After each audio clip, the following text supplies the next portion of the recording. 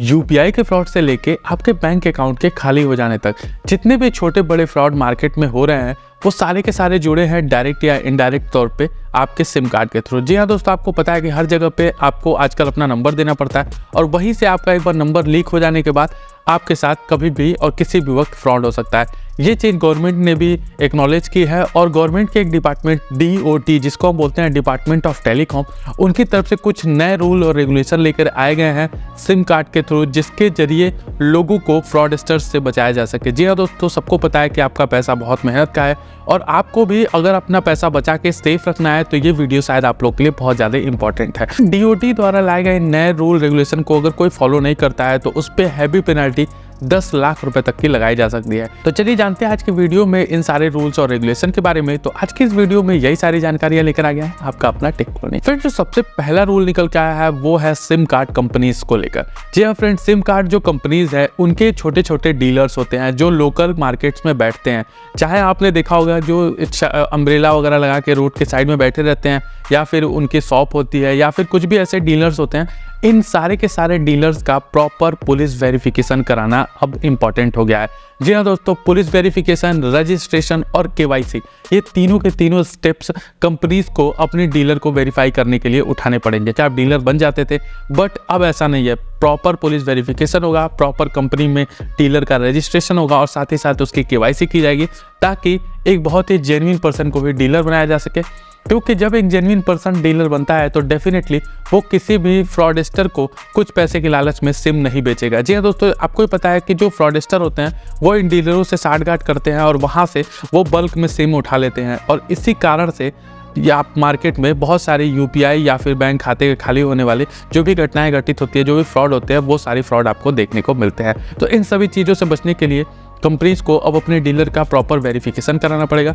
और फ्रेंड, अगर कंपनी ये प्रॉपर वेरिफिकेशन नहीं कराती है अपने डीलर्स की तो कंपनी के ऊपर 10 लाख रुपए का एक ह्यूज पेनाल्टी मारा जाएगा, जिसके जरिए कंपनीज को ये सबक सिखाया जा सके कि वो किसी भी ऐरे गैरे को डीलर ना बनाए ताकि इस टाइप के जो फ्रॉड हो रहा है मार्केट में वो कम से कम हो सके। अब जो दूसरा पॉइंट है फ्रेंड, वो डायरेक्टली आप लोगों से रिलेटेड है। फ्रेंड, आप एक बात बताओ, जब भी आप मार्केट में जाते हो सिम कार्ड परचेज करने तो आप कितने सिम एक बार में खरीदते हो? 1, 2, 10, 100, 200, कितने खरीदते हो? डेफिनेटली आप बोलोगे यार 1 या 2 ही सिम खरीदते हैं, 100-200 सिम कौन खरीदता है? जी हाँ दोस्तों, 100-200 सिम दो तरह के लोग खरीदते हैं।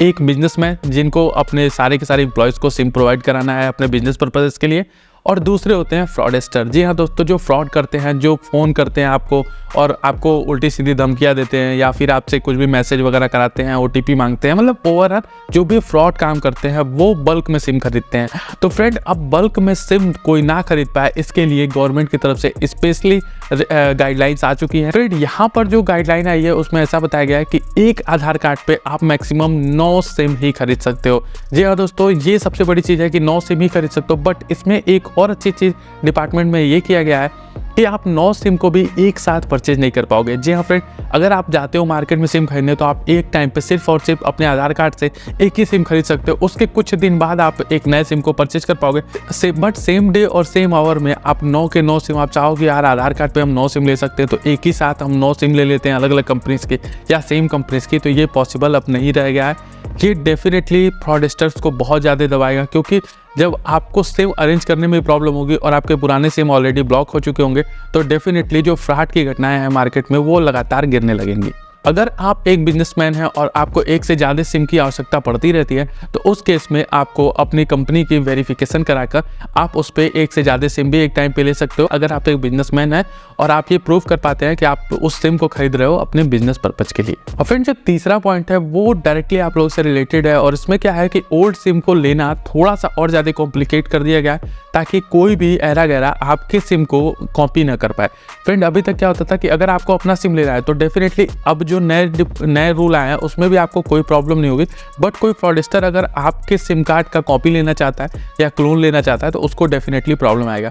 यहाँ पे होता ही है कि अभी तक आप जाते थे तो आपको आधार कार्ड देना होता था और आपको सिम कार्ड मिल जाता था, बट अब आपको आधार कार्ड के ऊपर जो QR कोड होता है उसको भी स्कैन कराना पड़ेगा और उसके साथ साथ जितने भी डेमोग्राफिक्स है वो सारे के सारे फुलफिल करने के बाद ही आपको नया सिम मतलब कॉपी सिम जो है वो आपको डुप्लीकेट सिम दिया जा सकेगा। तो इस कंडीशन में अगर आप अपने सिम को ले रहे हो तो आपको कोई प्रॉब्लम नहीं होगी, बट अगर कोई दूसरा बंदा आपके सिम को लेकर आपके साथ फ्रॉड करना चाहता है तो वो वैसा बिल्कुल भी नहीं कर पाएगा। तो डेफिनेटली यहाँ पे आपकी सेफ्टी बहुत ज़्यादा इंक्रीज हो गई है। और फ्रेंड जो चौथा पॉइंट है वो आप लोग को जानना चाहिए, TAFCOP नाम की एक वेबसाइट है जिसको अगर आप गूगल पे सर्च करोगे तो जो पहला लिंक आएगा, आप जैसे कि आप देख पा रहे हैं वीडियो में, आप वहाँ पे जाके इसको क्लिक करिए और जैसे ही आप इस वेबसाइट पे जाते हो तो आप अपने आधार कार्ड को डालकर वहाँ पे चेक कर सकते हो कि आपके आधार कार्ड पे कितने सिम अभी एक्टिवेट हैं।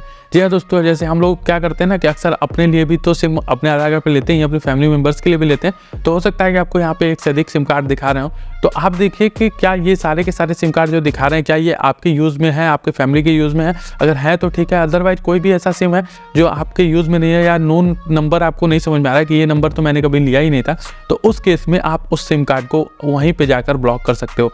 तो ये सारे के सारे जितने भी रूल रेगुलेशन लाए गए हैं वो इसीलिए लाए गए हैं ताकि फ्रॉड से आपको बचाया जा सके और आपकी मेहनत की गाड़ी कमाई को कोई भी ऐसे फ्रॉडस्टर आके धीरे से लूट के ना चला जाए।